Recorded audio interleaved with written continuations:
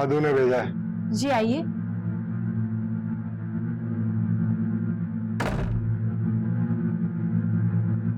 बैठिए। आप कुछ लेंगे? चाय, कॉफी? नहीं, अपना इंतजाम हम खुद कर लेते हैं।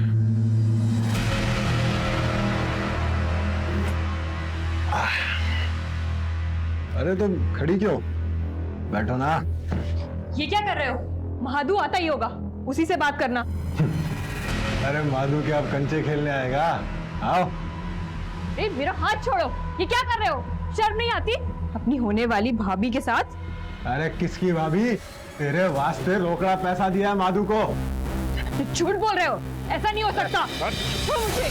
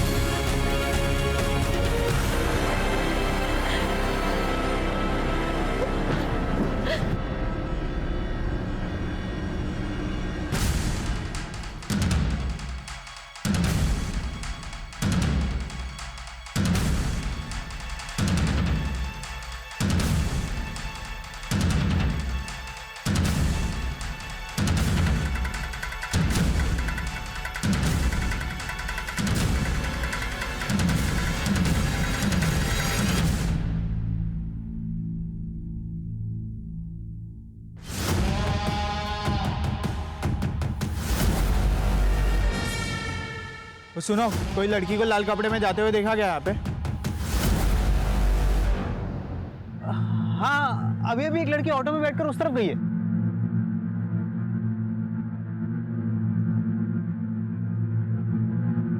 बताइए, आपका विनय के साथ क्या रिश्ता था? प्रोफेशनल। तो फिर आपकी और विनय की इंटीमेट पिक्स मखीजा के फोन में कैसे आई? ये तो आपको उसी से ही पूछना चाहिए। मखीजा अब इस दुनिया में नहीं है, इसीलिए आपसे पूछ रहे हैं। ये मखीजा मरा कैसे? कहीं आप नहीं तो? मैं मखीजा को क्यों मारूंगी? क्योंकि आपकी और विनय की कॉम्प्रोमाइजिंग पोजीशन में पिक्स मखीजा के फोन की कोशिश की हो, इसीलिए उसे रास्ते से हटाने के लिए विनय के साथ मिलकर मार डाला। विनय कहाँ है? पता नहीं, आप चाहे तो मेरा सीडीआर मंगवा के चेक कर सकते हैं। मैं घर पर ही थी। काफी स्मार्ट गेम खेल रही हैं आप। आपका सीडीआर तो ठीक है, जरा ये आपके घर के सामने लगे सीसीटीवी की फुटेज देखिए।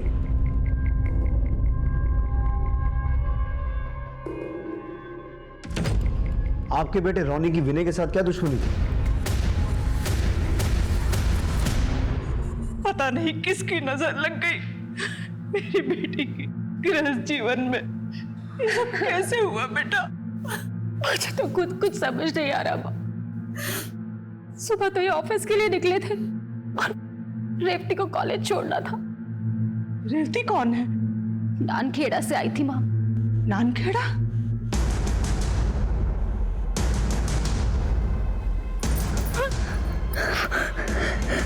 कौन है तुम लोग?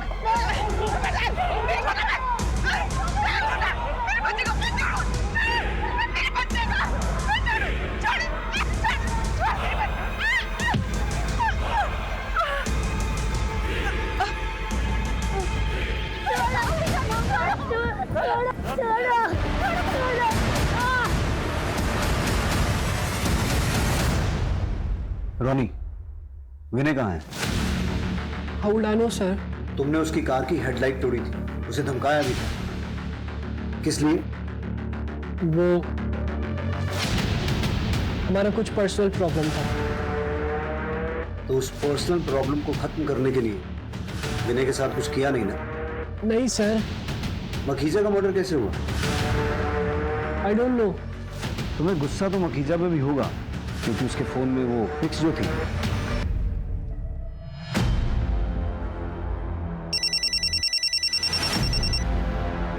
हेलो,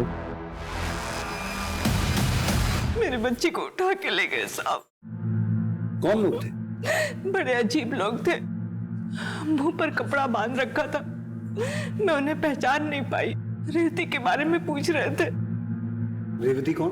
किसी नानखेड़ा गांव से आई थी। दामाद जी उसे कॉलेज छोड़ने गए थे। दामाद जी तब से ही गायब है। मेरे बाल बच्चे बहुत खतरे में हैं। उनकी जान को खतरा है साहब, आप उनकी मदद कीजिए जल्दी। मेरी बेटी पेट से है। विजय, आसपास के सभी पुलिस स्टेशन, चेक नाके, टोल नाके, हर जगह इन्फॉर्म करो। नाकाबंदी होनी चाहिए, हर गाड़ी चेक होनी चाहिए, और बाहर गेट का जो सीसीटीवी है उसकी फुटेज निकालो। ये फोन किसका है? मेरी बेटी शैलजा का।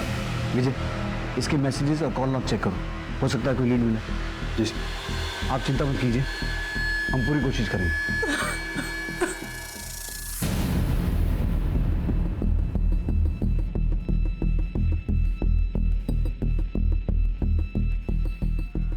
पहले मखीजा का मर्डर हुआ, फिर विनय गायब हुआ, और अब विनय के बीवी और बेटा।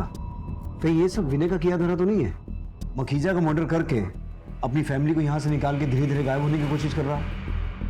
रेवती नानखेड़ा गांव से थी, और ये लोग भी गांव खेड़े के ही लग रहे हैं, चेहरे ढके हुए हैं। कहीं सबके तार रेवती से जुड़े तो नहीं है? विजय, नानखेड़ा पुलिस से रेवती के बारे में और जानकारी निकालो। सर, एक चीज नोटिस की आपने? दिखा रहा हूँ, ये देखिए, गाड़ी में नंबर प्लेट ही नहीं है। जितने भी चेक नाके हैं सबकी सीसीटीवी फुटेज चेक करो, देखो ये गाड़ी कौन कौन से रास्ते से होकर गुजरी है। सर,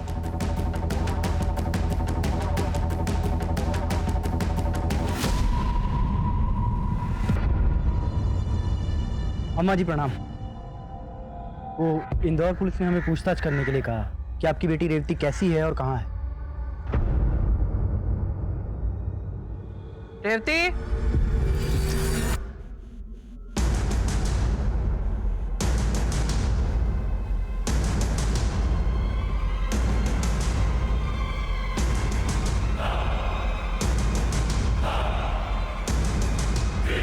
ये रही रेवती। दरोगा तुमसे मिलना चाह रहे थे, पूछ रहे थे तुम हो कैसी, ठीक हो ना तुम? हो गई तसल्ली? जी अम्मा जी, हो सकता है इंदौर पुलिस वालों को कोई गलतफहमी हो गई है। ठीक है, चलता हूँ, प्रणाम।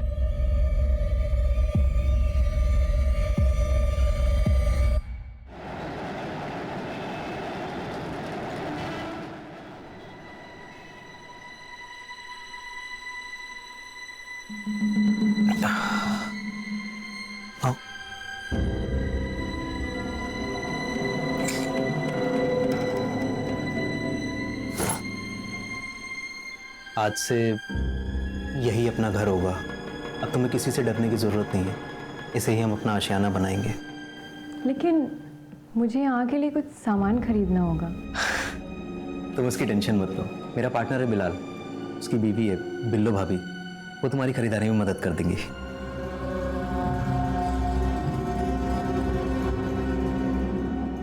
वक्त गुजरता गया, पुलिस उधेड़बुन में थी कि आखिर विनय, उसकी पत्नी शैलजा और बेटा सोनू कहां हैं, मखीजा का हत्यारा कौन है और रेवती की सच्चाई क्या है। तहकीकात में कुछ दिन गुजर गए, बहुत सारे सबूतों की और संदिग्धों की जांच पड़ताल की गई, लेकिन सारे सवाल वैसे के वैसे थे। न मेखला कुछ बोल रही थी और न ही रोनी। अब तो इंदौर और उसके आसपास के क्षेत्रों में सबकी जुबान पर सिर्फ एक ही सवाल था कि मखीजा का हत्यारा कौन था, विनय और उसके परिवार के साथ क्या हुआ। क्या वो कहीं भाग गए थे या उन्हें अगवा किया गया था, या फिर वो जिंदा भी थे या नहीं। सर, शैलजा के मोबाइल पे रेवती का एक मैसेज आया है। मैसेज में लिखा है, दीदी मैं बहुत परेशान हूँ, बहुत मुसीबत में हूँ, प्लीज मुझे बचा लो। रेवती। कहीं ये वो नानखेड़ा वाली रेवती तो नहीं है? नहीं सर, ये कोई और रेवती है, क्योंकि नानखेड़ा वाली रेवती अपने घर पे है, और वैसे भी ये मैसेज मुंबई के मोबाइल नंबर से आया है। तो मुंबई पुलिस से कांटेक्ट करो और उन्हें रेवती और इस केस की पूरी जानकारी दो। सर, विनय ने उस दिन रेवती को कॉलेज के बाहर छोड़ा था ना? जी सर। उस दिन की CCTV footage I? Yes sir. ये कॉलेज गेट की सीसीटीवी फुटेज है।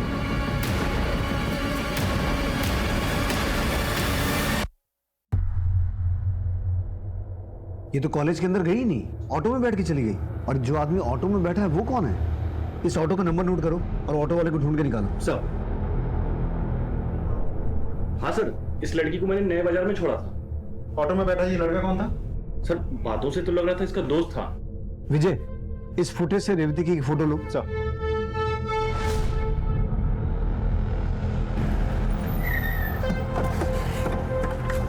सर यहीं उतारा था, वहां दोनों अंदर गए थे। सुनिए, ये लड़की यहाँ आई थी? जी साहब, ये एक लड़के के साथ में आई थी। बाद में लड़का तो चला गया, फिर ये लड़की भी भाग गई। अगर नानखेड़ा की रेवती अपने घर पे है तो फिर ये रेवती कौन है? और वो लड़का कौन हो सकता है जो इसे यहाँ लेके आया था? और फिर वो रेवती जिसने मुंबई से शैलजा के फोन पे मैसेज किया था। टोटल 3 रेवती हैं और तीनों किसी न किसी तरीके से इस केस से जुड़ी हुई हैं।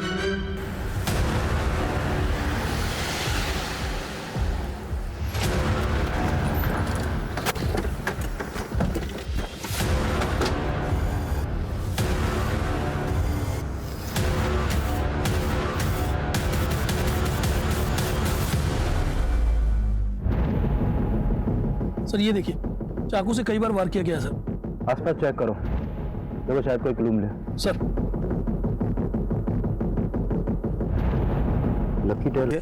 और सवाल ये उठता है कि क्या इस केस के तार भी इंदौर केस से जुड़े हुए थे? इंदौर पुलिस पहले ही मखीजा की हत्या, विनय और उसके परिवार की गुमशुदगी और 3 रेवतियों की गुत्थी सुलझाने में जुटी हुई थी। क्या मुंबई में मिली अनजान लाश इन सभी केसेस को और भी पेचीदा बना देने वाली थी, या फिर अभी एक ऐसा सच सामने आने वाला था जो इन सभी समीकरणों को बदल देने वाला था?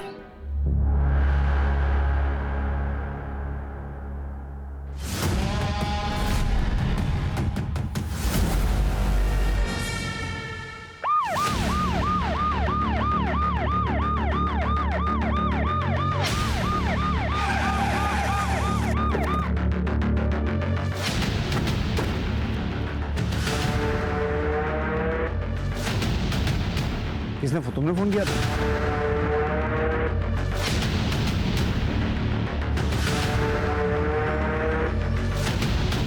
सर ये तो कोई महादू है, नंदखेड़ा गांव से। नंदखेड़ा गांव से तो रेवती भी है। विजय, इसकी एक फोटो लो और बॉडी को पोस्टमार्टम के लिए भेजो। सब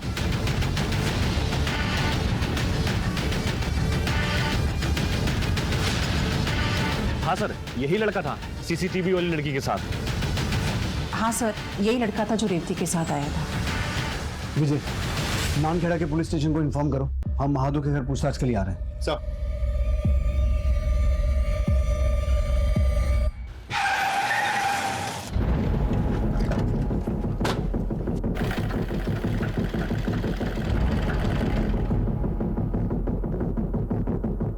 हमें मालवानी के पास एक लाश मिली है जिसकी शर्ट पर आपकी दुकान का टैग है। जो भी शर्ट आप बनाते हैं उन सभी शर्ट्स पर 3 अलग-अलग रंगों के बटन लगाते हैं आप? नहीं साहब। तो फिर ये क्या है? ये तो बिलाल। कौन बिलाल? इलेक्ट्रिशियन है, उसी ने तो हमारे दुकान का फिटिंग किया था, उसे ही ये सब शौक है। कहाँ रहता है ये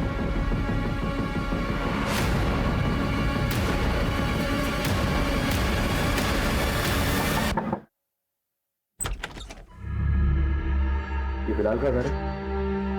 जी साहब, लेकिन 2 दिन से वो घर नहीं आया। मैं पुलिस स्टेशन आने वाली थी। क्या हुआ साहब? हमें एक डेड बॉडी मिली है और बॉडी अभी पोस्टमार्टम के लिए गई है। यह है बॉडी का फोटो।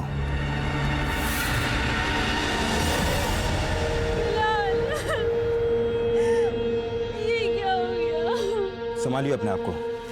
देखिए, हम आपको दुख समझते हैं लेकिन तहकीकात तो करनी होगी। अच्छा एक बात बताइए, बिलाल की किसी से कोई दुश्मनी थी? मतलब किसी से कोई झगड़ा कभी? नहीं साहब, अपने काम से काम रखता था।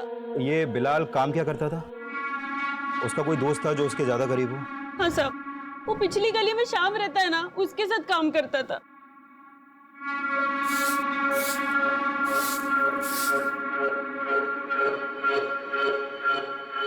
जी, ये आपका बेटा है? हाँ साहब, ये हमारा बेटा महादू है। इसकी गलत हरकतों के कारण मैंने इसे घर से निकाल दिया था साहब। क्यों? ऐसा क्या हुआ?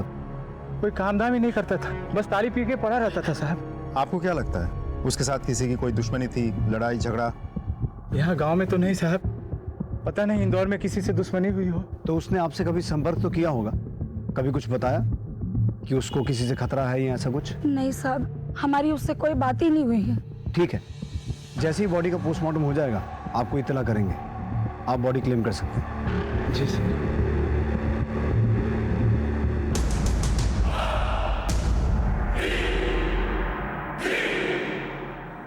मुझे कुछ तो गड़बड़ लग रही है। अजय, इनके घर पर नजर रखना और गांव में महादू के बारे में और पता करो। जी सर। अच्छा, ये रेवती भी इसी गांव की है ना? जी सर, वो घर पे ही है, मैंने खुद जाके चेक किया। ठीक है, आपको और कोई भी इंफॉर्मेशन मिले हमारे साथ शेयर कीजिए। सर, यही घर है साहब, वो शाम का यही घर है। यहाँ तो ताला लगा हुआ है। थोड़ा सा सर, लगता है घर खाली करके ये लोग कहीं चले गए हैं। पूरे घर की तलाशी लो। सर, उधर चेक करो तो।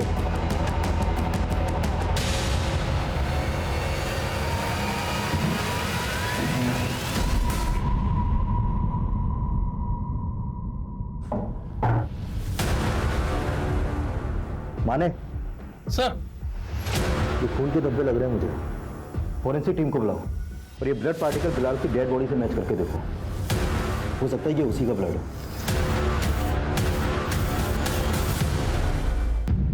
दाल में कुछ काला तो है।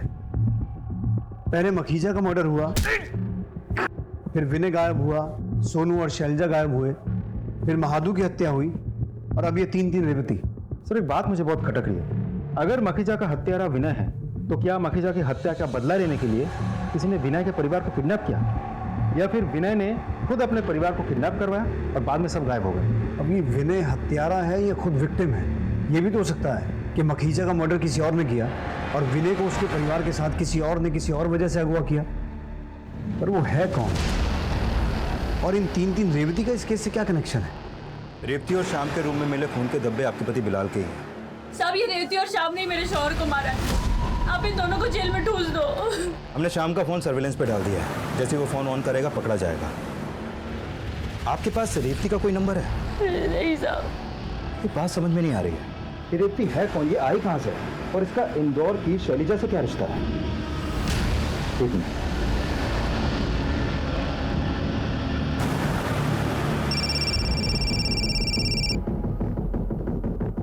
जय हिंद। जय हिंद। मैंने आपको यह बताने के लिए कॉल किया है कि रेवती ने जिस नंबर से शैलजा को मदद मांगने के लिए मैसेज भेजा था वो नंबर एक्चुअली मुंबई के बिलाल का है, लेकिन अभी उसका मर्डर हो चुका है। और बिलाल के मर्डर में हमारे सस्पेक्टेड क्रिमिनल बिलाल का एक दोस्त है श्याम और उसकी गर्लफ्रेंड रेवती है, और अभी ये दोनों ही फरार हैं। मैं आपको शैलजा केस से जुड़ी रेवती की फोटो दिखाता हूँ, आप देख के बताइए कि बिलाल केस से जुड़ी रेवती सेम है या अलग है। ये देखिए, ये देखिए, यही वो रेवती है जो श्याम के साथ रहती थी। हाँ सर, यही है रेवती। और इन दोनों ने ही मिलकर मेरे पति को मारा है। तो शैलजा के घर आई रेवती ही मुंबई गई थी। इसका मतलब है रेवती नंबर 2 और 3 सेम है, लेकिन इस रेवती को इंदौर में महादू के साथ देखा गया था। तो क्या इसी रेवती ने महादू की हत्या की यहाँ इंदौर में और वहां मुंबई जाके बिलाल की हत्या की? खैर, आपको अगर रेवती मिलती है तो हमें इन्फॉर्म कीजिए। श्योर। जय जय। Excuse me. हेलो। हाँ, very good, thank you sir. आपका शक बिल्कुल सही निकला।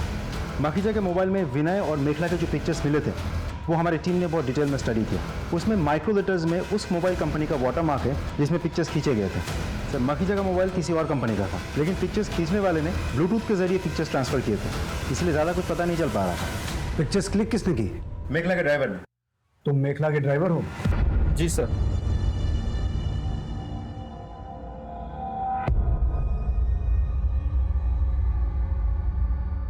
ये फोटो तूने क्यों क्लिक की? सर बताता हूँ सर, मैम कहाँ जाती कब किधर जाती मुझे सब पता होता था। मखीजा सर ने मुझे पैसे दे के बोला मेखला मैम पर, विनय सर पे तुम नजर बनाए रखो, उन्हें ही सर अपने ठेकेदारी में इस काम की जरूरत थी। सर मैंने चुपके से दोनों का फोटो क्लिक किया और मखीजा सर को दे दिया। सर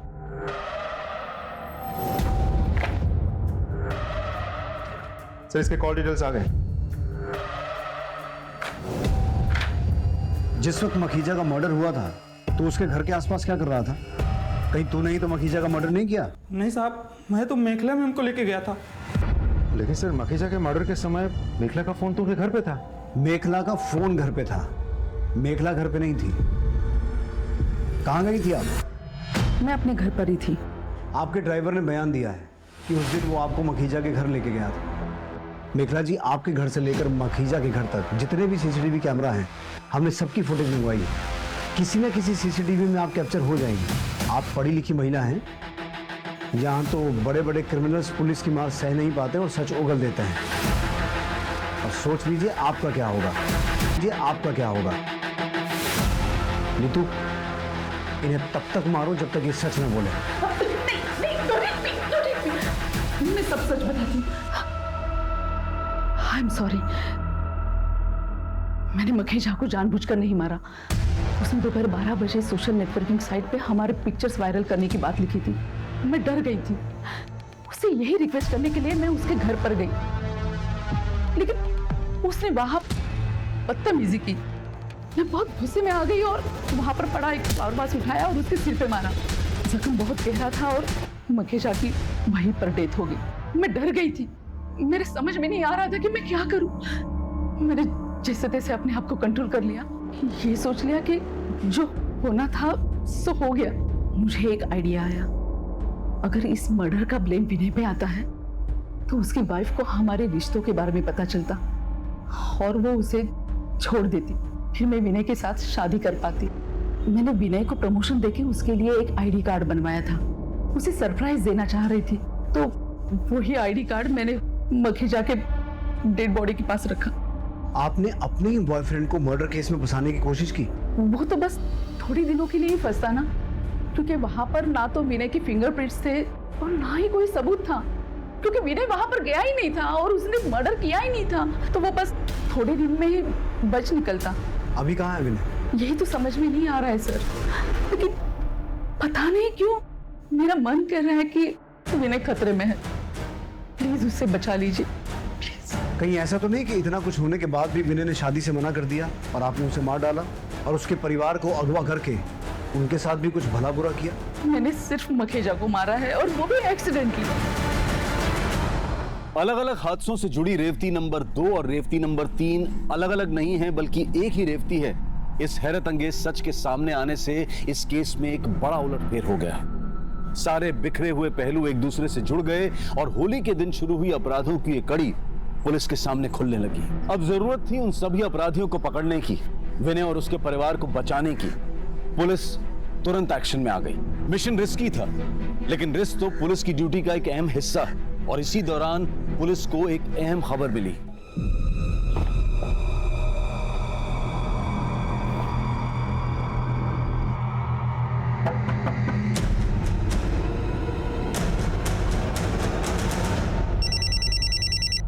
जय हिंद। बोलिए। जय हिंद। हमने रेवती को पकड़ लिया है। रेवती, तुम्हारे चक्कर में इतने सारे कांड हो गए, अब सब कुछ साफ साफ बताओ। तुम दोनों ये बताओ कि बिलाल को क्यों और कैसे मारा?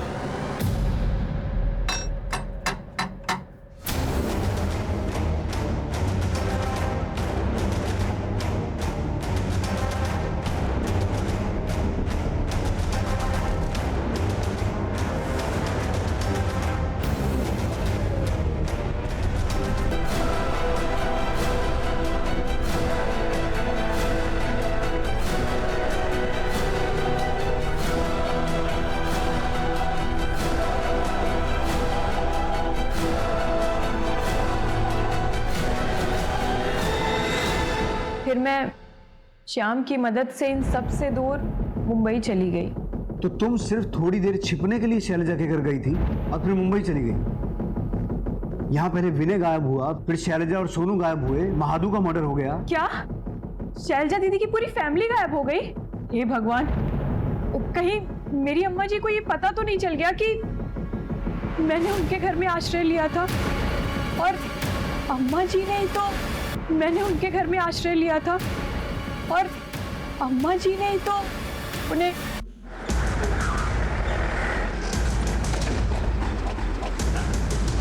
चल बाहर निकल।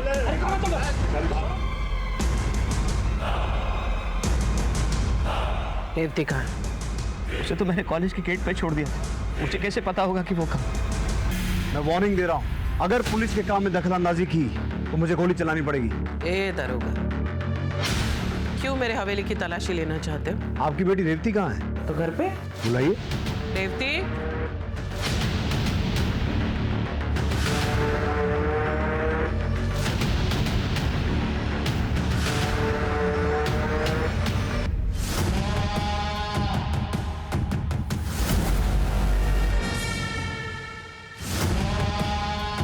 ये है ना आपकी बेटी रेवती।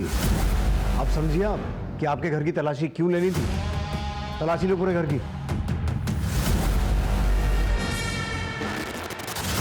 सर, अंदर डालो इन्हें और इतना मारो कि सपने में भी लॉकअप दिखाई दे, क्योंकि ये सिर्फ खूनी और अपराधी नहीं है, वैसी हैं जिन्होंने एक गर्भवती महिला के साथ ऐसा अत्याचार किया है कि उसके पेट में पल रहा बच्चा भी मर गया।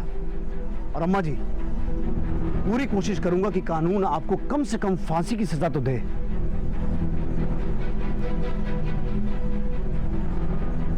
आप सब भी जाइए यहां से। देखा रेवती, तुम्हारे एक झूठ ने कैसा खेल रच लिया। मैं मानता हूं तुम्हारे साथ भी बहुत कुछ गलत हुआ है, लेकिन तुम्हारे उस एक झूठ ने कई जिंदगियों का सच बदल दिया। विजय, इसे भी ले चलो। पुलिस ने पुख्ता सबूतों और गवाहों के साथ अपराधियों को कोर्ट में पेश किया और उन्हें सजा दी गई, लेकिन ये कहानी यही खत्म नहीं होती है। अम्मा जी और संग्राम ने अपने खानदान की इज्जत बचाने के नाम पर जो अपराध किए, उसका समर्थन करने वाले बहुत से लोग इस समाज में मौजूद हैं, जो आज भी ये नहीं मानते हैं कि जन्म और जात पात का भेदभाव करना गलत है। हम सब इंसान ही हैं, और जिस दिन हम किसी भी इंसान को उसके जन्म से नहीं बल्कि उसके कर्मों से जज करना शुरू करेंगे, तो शायद उसी दिन से बहुत सारे अपराध अपनी जड़ से ही मिट जाएंगे। दोस्तों, कोरोना वायरस से बचाव के लिए सरकार और प्रशासन ने कई कदम उठाए हैं। ये बहुत जरूरी है कि हम उनके द्वारा दिए गए निर्देशों का सही तरीके से पालन करें, अफवाहों पर विश्वास ना करें और डर का माहौल ना बनने दें। हमें पूरा विश्वास है कि हम बहुत जल्द एक साथ मिलकर इस आपदा को जड़ से मिटाने में सफल रहेंगे। अब मैं अनूप सोनी आपसे विदा लेता हूं। फिर मुलाकात होगी क्राइम पेट्रोल सतर्क के ब्लैक हेडलाइंस अध्याय में एक और नए केस के साथ। और याद रखें, क्राइम और आपके बीच में सिर्फ इतना फर्क है कि आप कितने सतर्क हैं। सतर्क रहें, सुरक्षित रहें। जय हिंद।